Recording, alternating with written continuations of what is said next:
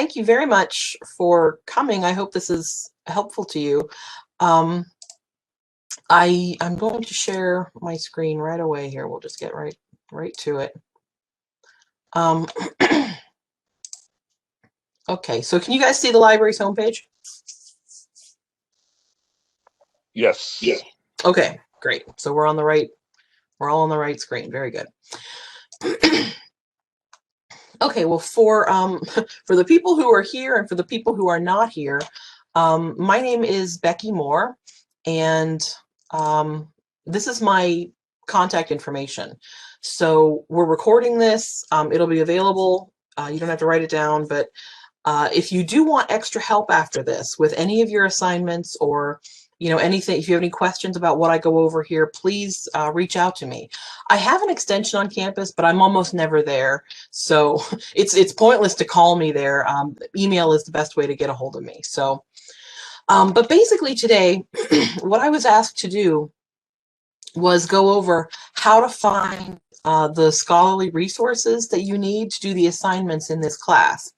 So this is the first assignment that you were given, right? The annotations assignment. And in particular, you're looking for a very particular type of resource, scholarly or academic resources. So where are those? How do you find them? That's what we're going to go over today. Back on the library's homepage, I created a guide for this class that puts sort of everything in one place. So I wanted to point that out first. It's on the homepage under Research Guides. And then if you scroll down to Communication Studies, it'll be there, Communications 3700. And after this session, there will be a box up at the top with this recording in it. So it'll look a little bit different later. But this has everything that we're going to go over. Under course-specific resources, these are the databases that I recommend for this project. In particular, this one, Communication and Mass Media Complete. These are all like Newsbank and Newspaper Source are where you would find, news sources. JSTOR and Academic Search Complete are more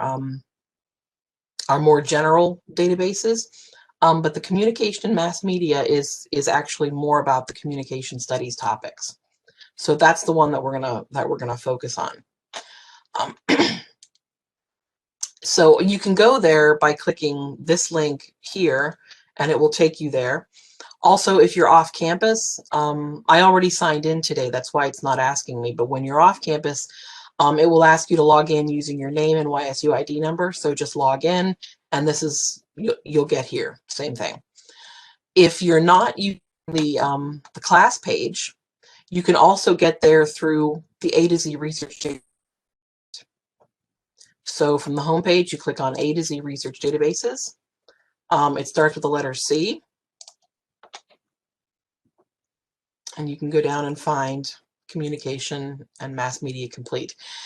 There's two that look very similar. Communication and Mass Media Complete EBSCO, Communication and Mass Media Gale 1 file.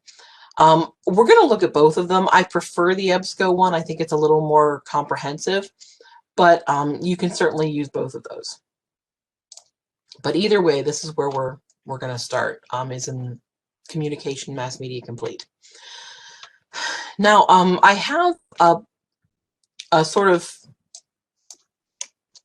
I didn't know exactly what topics you guys were going to look at. So this is kind of a generic, topic having to do with current events, right? Misinformation on social media. So let's say that's my topic and I want to look it up. Okay. Great topic for today's world. Well, it's really in that sweet spot. Anything that's too current, you have a lot of trouble finding scholarly information about it because scholarly articles take a long time to write and publish and go through the review process. So, if something happened yesterday, the scholarly articles about it aren't going to come out for 6 months at least. But this idea about, disinformation on social media, we've been looking at that for a long time, and at least since 2016. So It really is. It's a good topic because it'll have both, current event information as well as scholarly information that has taken a few months or years to produce. So I've got this list, and I 21 articles. That's not terrible. That's not a bad number of results. But looking down this list, the West Virginia water crisis, the Romanian presidential elections. I mean, a lot of the keywords are there, but a case study of COVID-19 in Zanzibar. I mean, on closer inspection, these aren't great results. And I think the problem is how I'm searching. The databases are a little bit picky. They're getting better, but in general, it's better to not put, like an entire sentence in here. The computer is going to take you seriously. It's going to look for like all of these little words. So what I do instead is, and it's hard to do like a dramatic reveal on Microsoft Word. So like I wanted to show you, okay, here's where we start. Now what does the actual search look like? This is a better search for that topic. And there's a lot going on here. The ands and ors are called Boolean operators, and the ands tell the computer I want to find this keyword and as well as other keywords. Or is used when I want synonyms. Either one is fine. So social media or Facebook or Twitter, the computer is going to look for all of those. And then in addition to, I want the term fake news or misinformation.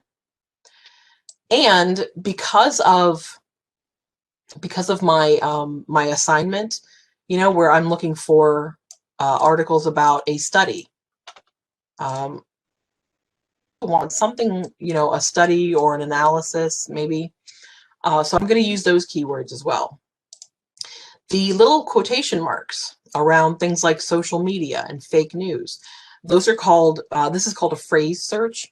And a phrase just means that I'm searching for the term social media. So social right next to the word media, fake right next to the word news. All right. So in every instance, it's going to find that phrase, not fake over here, news over there. Right. These are in parentheses because they are all synonyms, right? And the parentheses force the computer to treat it as a unit. So find me, one from this set of parentheses, one from this set of parentheses, and one from this set of parentheses in whatever combination they appear in the article. Okay. Now, all of this stuff is talked about in more detail back on our class page. There is a section at the top, video tutorials. It talks more about how you select your keywords, how to put in Boolean operators, the phrase searching, all the stuff that I just did. Okay, so if I know this is a lot to, take in just, 5 minutes. So you can always look back at the class page, and those videos will tell you more about this process. But so this is where we started. This is my question, and this is what's called a database search statement. And it's just a better way to search in the databases. So, so I'm going to go back to my communication and mass media complete database, and I'm going to plug in that search statement.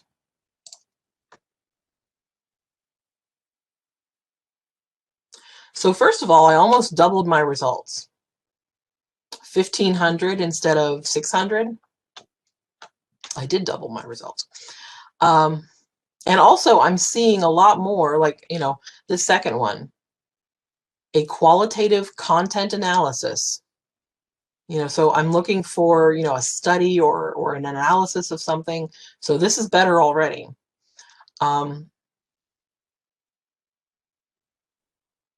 Social media users, yeah. Why do people share ideologically extreme, false, and misleading content on social media? So I'm already seeing things that I think are more relevant to my search than what I was finding before, just because my keywords are better. Okay. Now there's a number of things that we can do. 1,500 is still a lot, but we can make these results even better over here by using the limiting options. I really only want, sometimes you only get, if an article is not available, it will only show you like the abstract of the article. I want the full article. I want to see everything. So I only want articles that have that full text. So I can click on full text, and now that took away, 100 and some articles.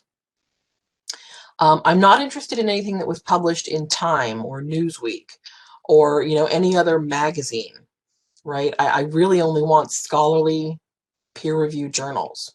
And you'll see that term a lot in the databases, peer-reviewed.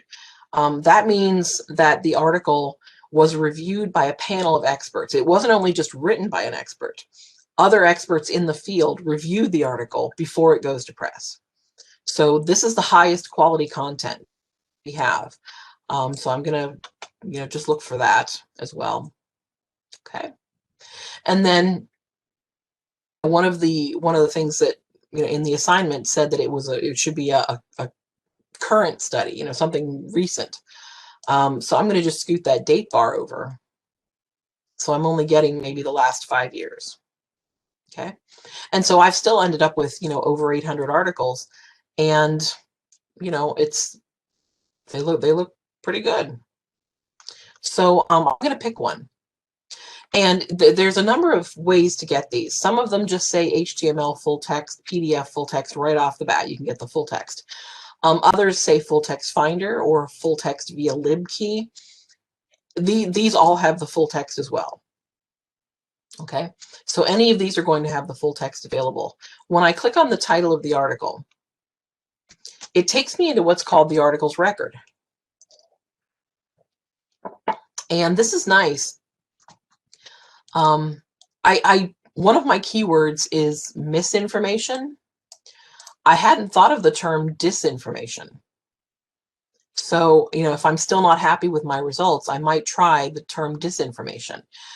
These are keywords that the authors supplied that, tell you more about, what this article is about broadly.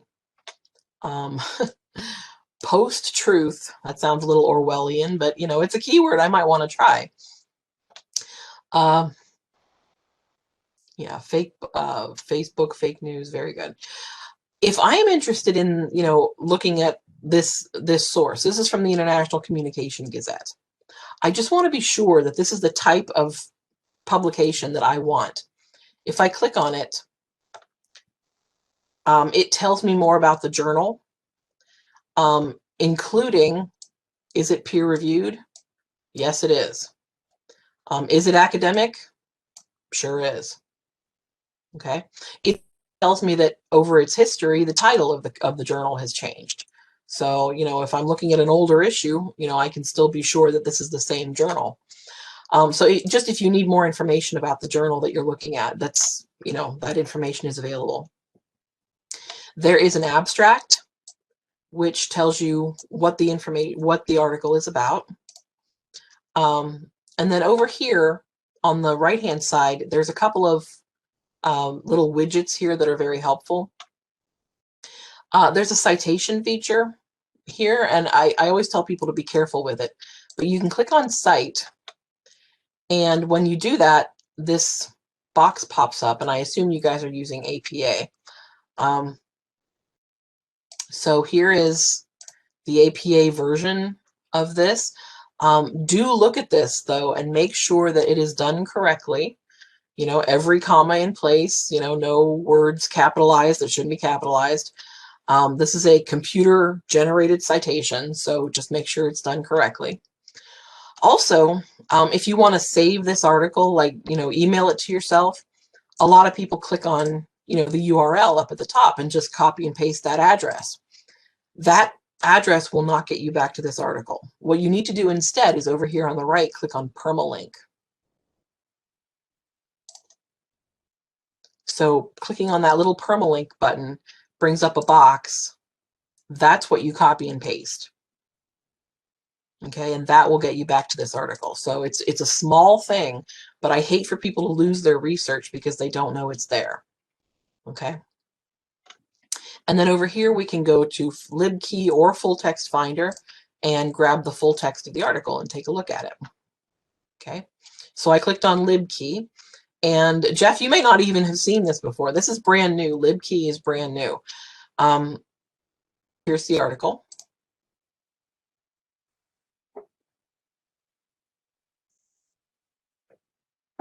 And then we just click on PDF full text.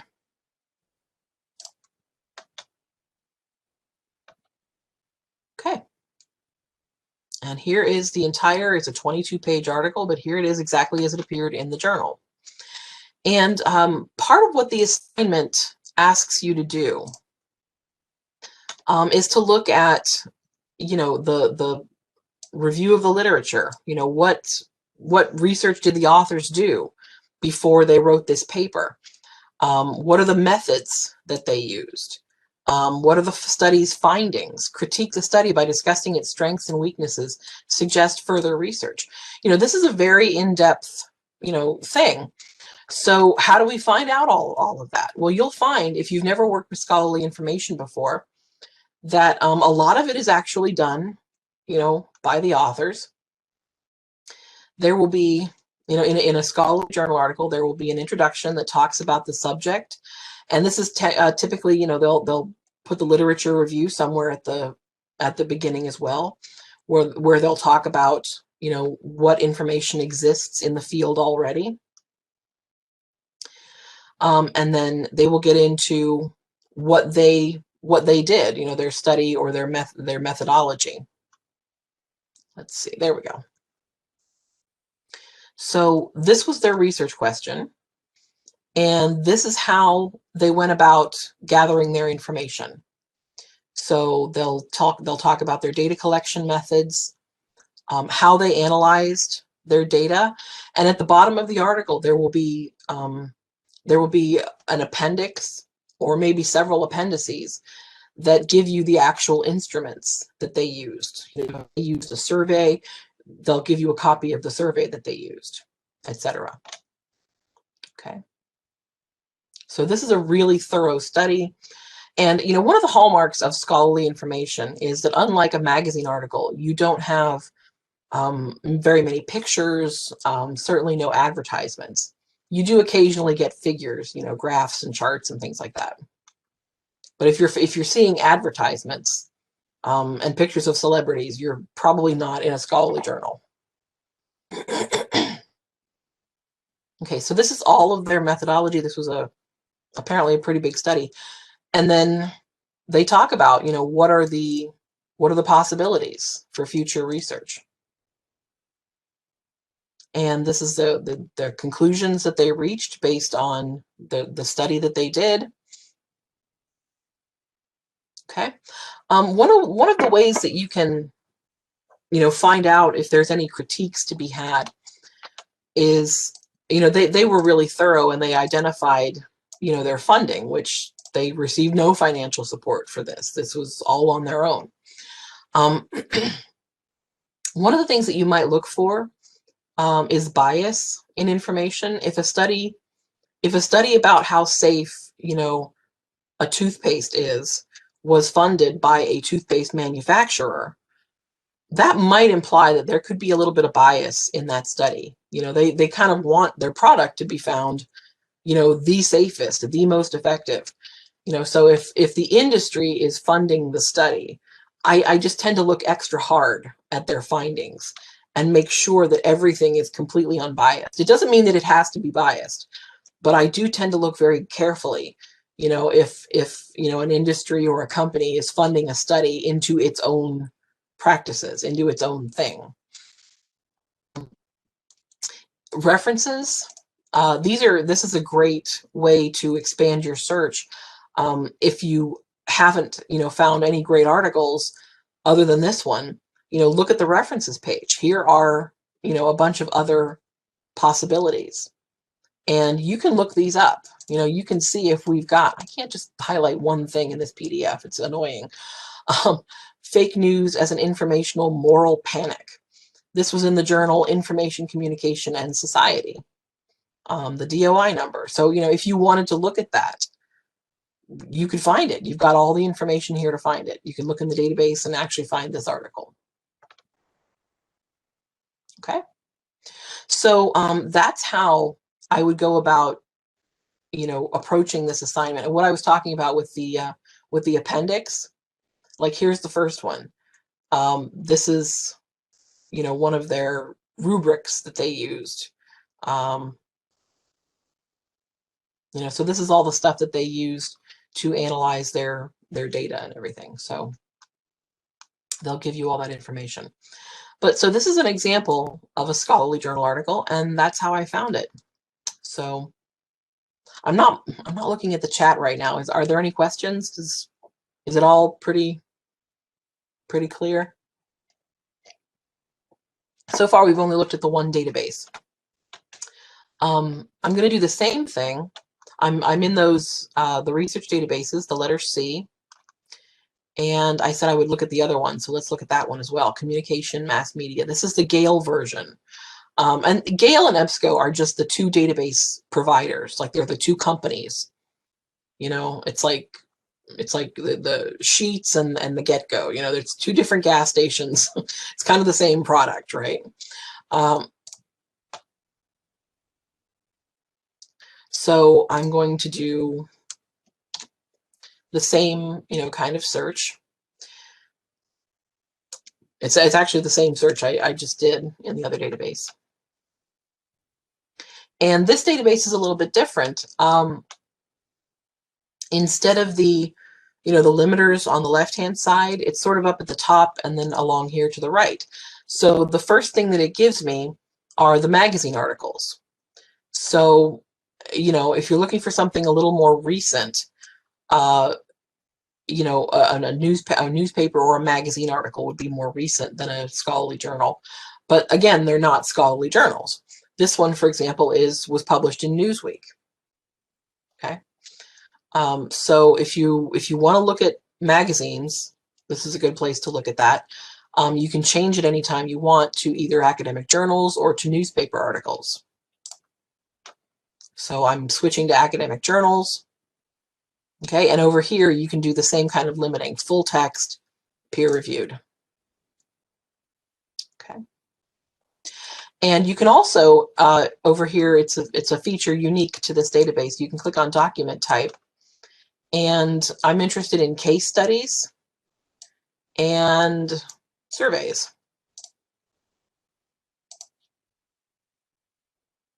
Okay. And so that narrowed it down to just articles that, you know, looked at, you know, analyses or case studies or things like that. This is a qualitative case study of agricultural scientists' Twitter usage. That's very, very, very specific. But anyway, these are two databases that you can try. Okay. Now let's say that you've done something like, let's see, how can I open up a new? I'll just.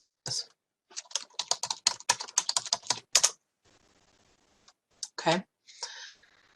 I don't know if you've heard of or used Google Scholar, but Google Scholar is a great resource. I typically, if I'm looking for something academic, I go here instead of just the general Google website, because Google Scholar limits their search to just more academic sources, right? Not all of which are available for free.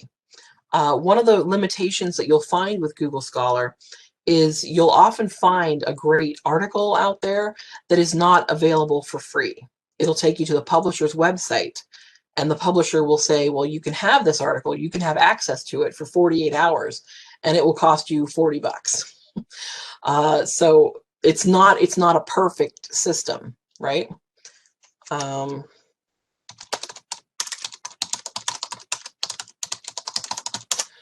going to do a simplified version of our search. So, you know, some of these will be available through our databases, and it will just take you directly to the PDF, or they'll be published in an open source publication, meaning they're not charging for it, right? So fantastic. There's a lot of stuff out there.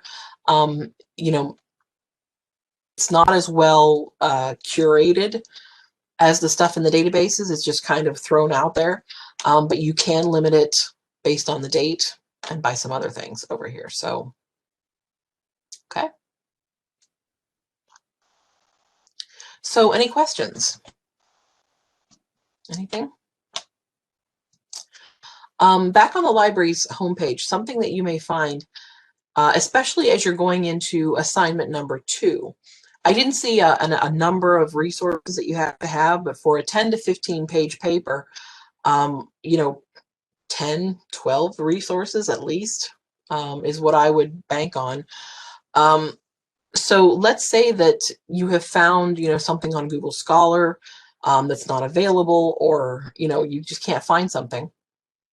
Or if it's not available online, it's in the databases, but the actual full text is not available online.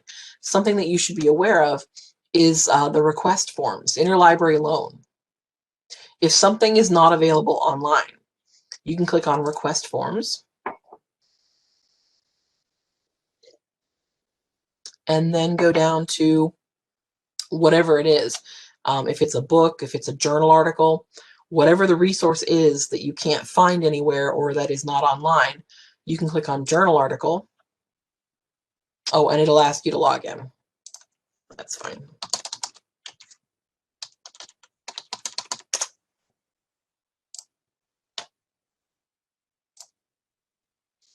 And here all you have to do is plug in everything that you know about the article. So the title, the author, which journal it appeared in, the date it was published, volume, issue, pages, etc. And what this does is this goes to a staff person at the library whose job it is to look for libraries that have this journal article or book, and then ask if they can send it to us. If it's a book, ask if they'll send us the book, or if it's a journal article, ask if they will scan it and send us a PDF. So either way, this process takes, we tell people to allow a week because she gets a lot of requests. But if this is something that you need, you need an article and it's simply not available online, this is a great way to do it. It's also a really good reason not to leave your research to the last minute, because as I said, this process can take up to a week. So definitely don't, leave your research to the last minute. But so the research databases, your class page is here under research guides, interlibrary loan request forms. And we went over the two main communication databases. Jeff, can you think of anything else that they would need to complete these assignments? Can I go over anything else?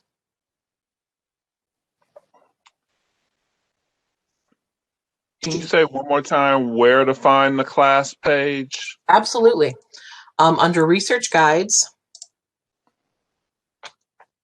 you go down to communication studies rather. And there it is, Communications 3700. And again, this recording that we're doing will be at the top here, so you can look back at this video anytime. And there it is. Are there any questions from our participants? I don't know where WebEx. I have so many windows open. I have no idea where anything is. But if there's anything, just put it in the chat. I don't know where it is. Anyway. Nope, you're fine. Okay, very good. Well, thank you very much for being here today. I really appreciate it, and I hope that this was helpful. Again, if you have any questions, here I am. Reach out to me anytime. I will help you whenever you need. So thank you very much. All right, thank you. I'm going to stop sharing, and then I'm going to stop recording. There we go.